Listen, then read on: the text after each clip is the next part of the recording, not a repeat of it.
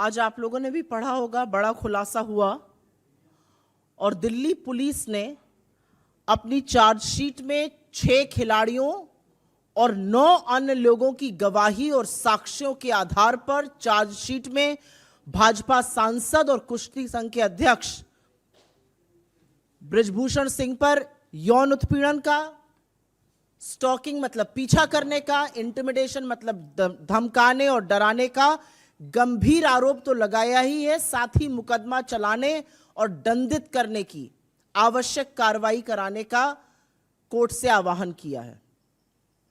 आपकी जानकारी के लिए यहां पर बताना जरूरी है कि बृजभूषण सिंह भाजपा सांसद पर धारा 506 आपराधिक धमकी, 354 महिला की लज्जा और शीलता को भंग करना, 354A यौन उत्पीड़न, 354D पीछा करना जैसी धाराएं लगाई गई हैं। पुलिस ने अपनी चार्जशीट में बृजभूषण सिंह को कोर्ट बुलाकर ट्रायल शुरू करने और विटनेसेस जो इसमें मेंशन्ड हैं उनको बुलाकर मुकदमा शुरू करने की पैरवी की है। इस चार्जशीट के अनुसार 108 लोगों से बात की पुलिस ने, जिसमें से 15 लोग, जिसमें रेसलर्स हैं, रेफरी हैं, कोचेस हैं, ने गवाही दी और उसमें यौन उत्पीड़न, डराने धमकाने जैसे संगीन आरोप लगाए। लेकिन विडंबना सबसे बड़ी यह है कि दिल्ली पुलिस की चार्जशीट उन्हीं लोगों के बयानों, उन्हीं लोगों की गवाही पर आधारित है जिन्होंने एग्जैक्टली ये सेम आरोप, एग्जैक्टली ये सेम गवाही सरकार द्वारा गठित ओवरसाइट कमेटी के सामने भी लगाई थी। आपकी याद ताजा करने के लिए बता दूं कि जनवरी 2023 में सरकार ने एक 6 सदस्यीय ओवरसाइट कमेटी गठित करी थी, जिसकी अध्यक्षता उत्कृष्ट मुक्केबाज श्रीमती मैरी कॉम ने करी थी।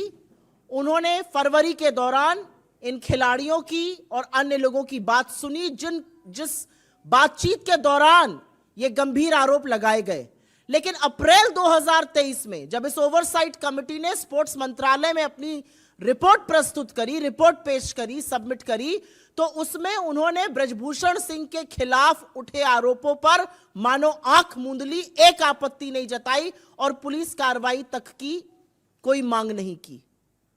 और जैसा कि सर्वविदित है, कोई कार्रवाई ना होने पर, ओवरसाइट समिति से पूरी तरह से विश्वास हिल जाने पर खिलाड़ी साक्षी मलिक, विनेश फोगट, संगीता फोगट, बजरंग पुनिया जैसे खिलाड़ी वापस जंतर मंतर पर आकर मजबूर हुए कि वो फिर से प्रदर्शन करें अपनी जायज मांगों को लेकर। और उस दौरान उनको गालियां दी गई, उनके साथ हाथापाई की गई, उनको सड़कों पे घसीटा गया, उनके सीनों को रौंदा गया। और यहां तक कि जब उन्होंने थक हार कर अपने मेडल गंगा में बहाने की बात करी तो इस सरकार ने अपील नहीं करी कि ऐसा ना किया जाए। पर क्या अब चार्जशीट में संगीन आरोप आने के बाद, साक्ष्यों के आधार पर बनी इस चार्जशीट के बाद भी सरकार मौन रहेगी?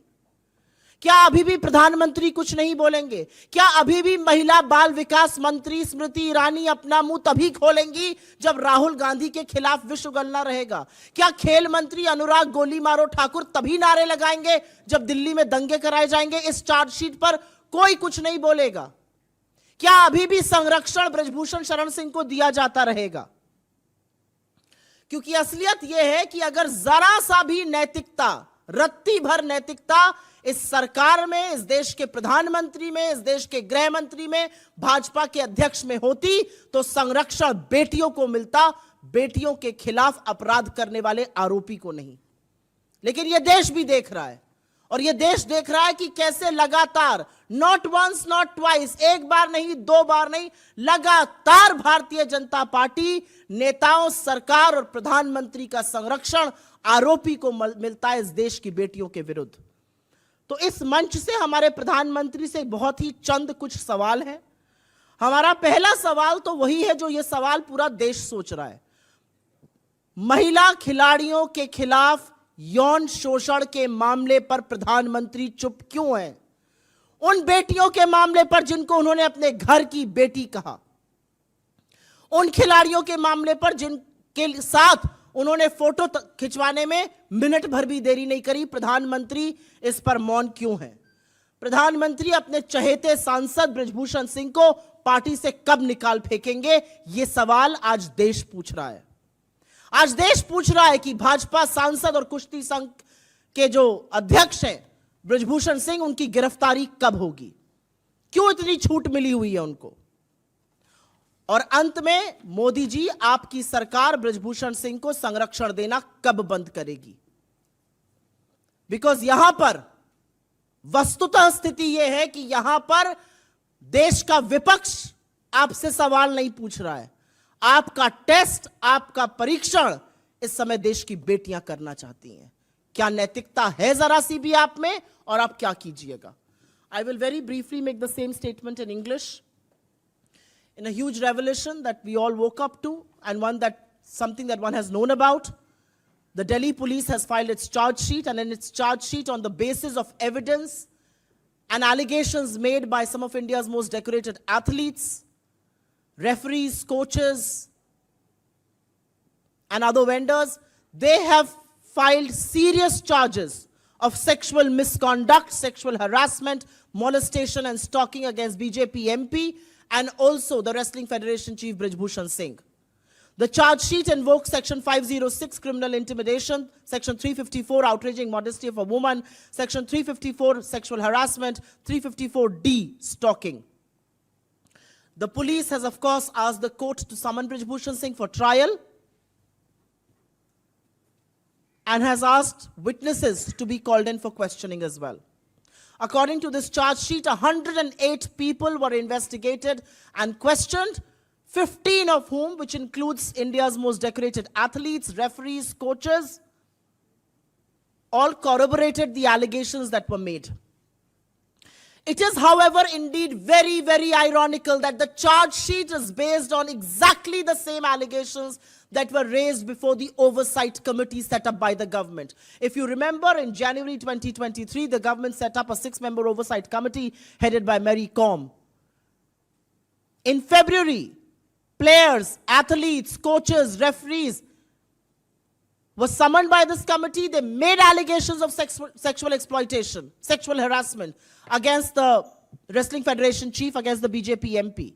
But in April 2023, when the Oversight Committee submitted its report, it may have raised questions on the functioning of the federation, but kept absolutely quiet on allegations of sexual misconduct, sexual exploitation, did not raise any red flags, and did not even recommend a police probe. And what followed, I think one knows. It was in April 2023, after the Oversight Committee had no faith in the Oversight Committee. They had no faith of an investigation. India's most decorated athletes returned to Jantar Mantar to carry on with their protest, asking for their rights, speaking against exploitation.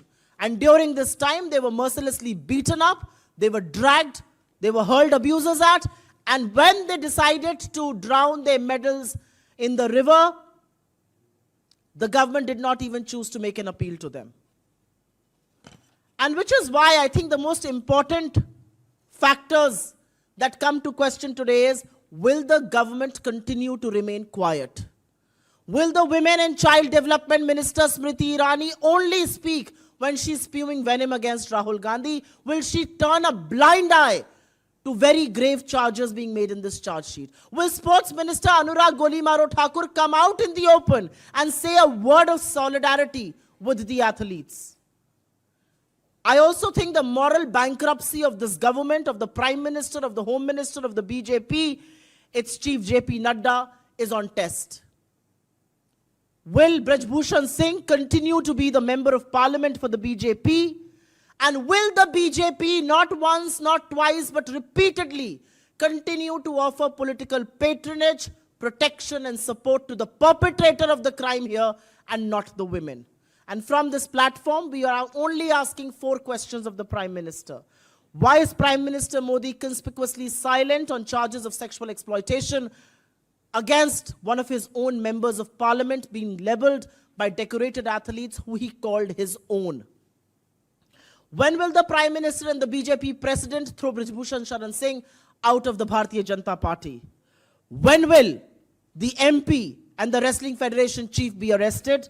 And when will your government, Mr. Prime Minister, stop giving political patronage to perpetrators of crime against women? You and your government are on test here. Not by India's opposition, but India's daughters. And you will have to respond.